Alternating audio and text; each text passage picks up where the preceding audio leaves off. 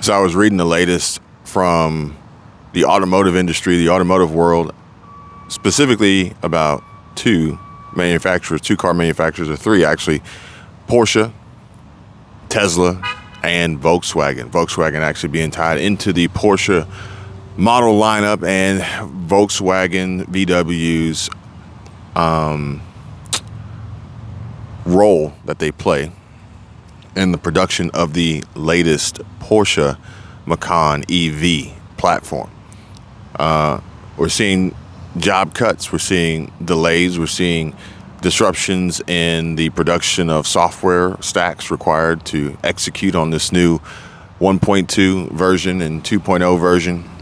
But more so importantly, we're talking about the vehicles that actually exist right now and are theoretically rolling off of the assembly lines and or sitting on dealership lots or in transit or wherever Tesla actually stores theirs, because Tesla's business model is a little bit different than the traditional automotive dealership. But it comes down to want versus need, really, if you think about it. Now, I discussed with you guys a few months ago how Porsche had delivered the latest information of their objectives and goals on their road to 20.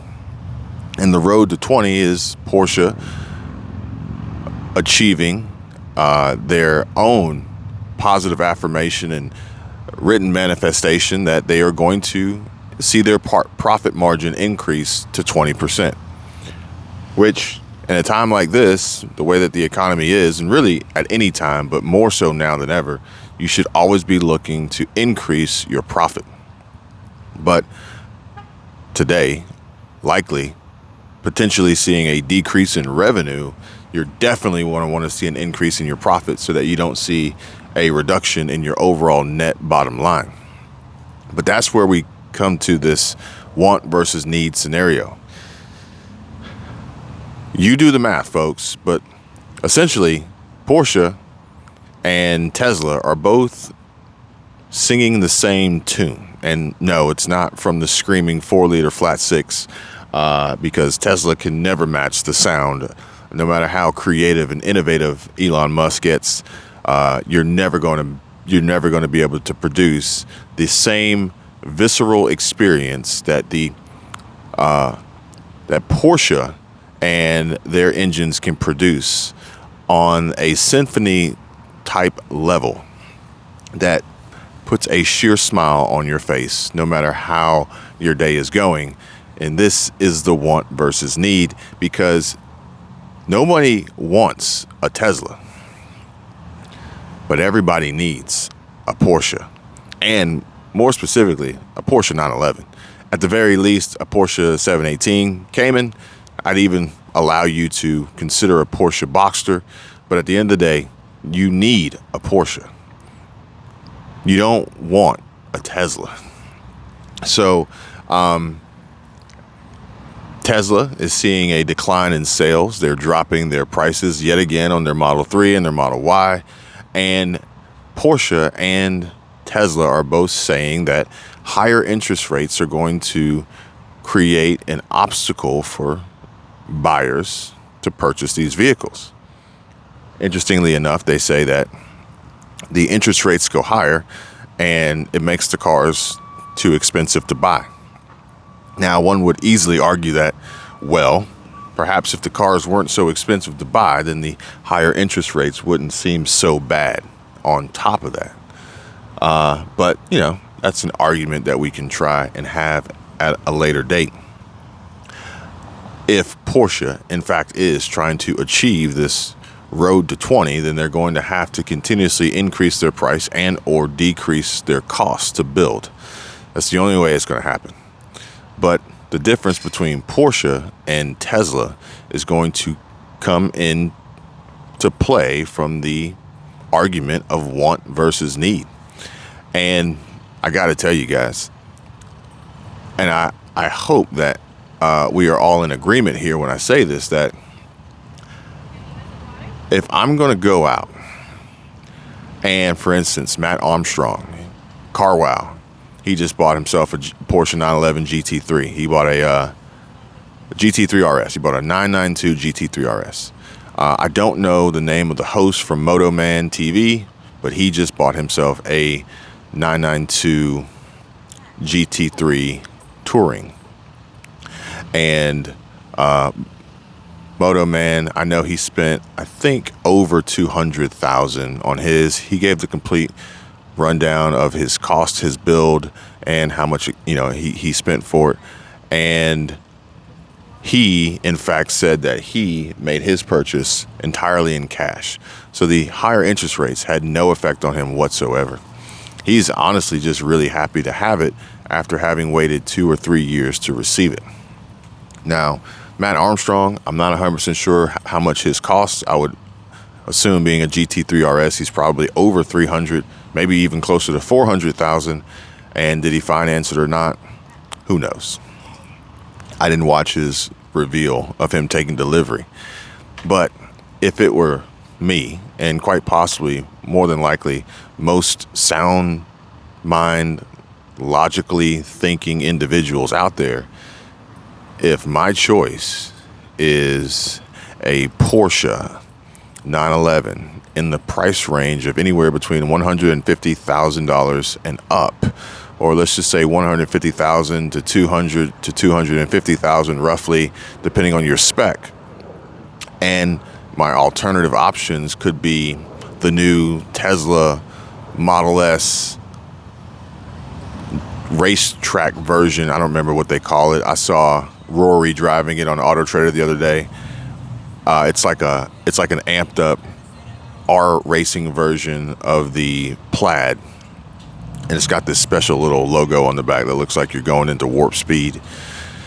I gotta tell you guys, I'm gonna spend the money all day, every day on an ICE internal combustion engine Porsche 911 that is going to be screaming as I'm banging through the gears all day long, before I spend the money on a Tesla that is quiet as a church mouse.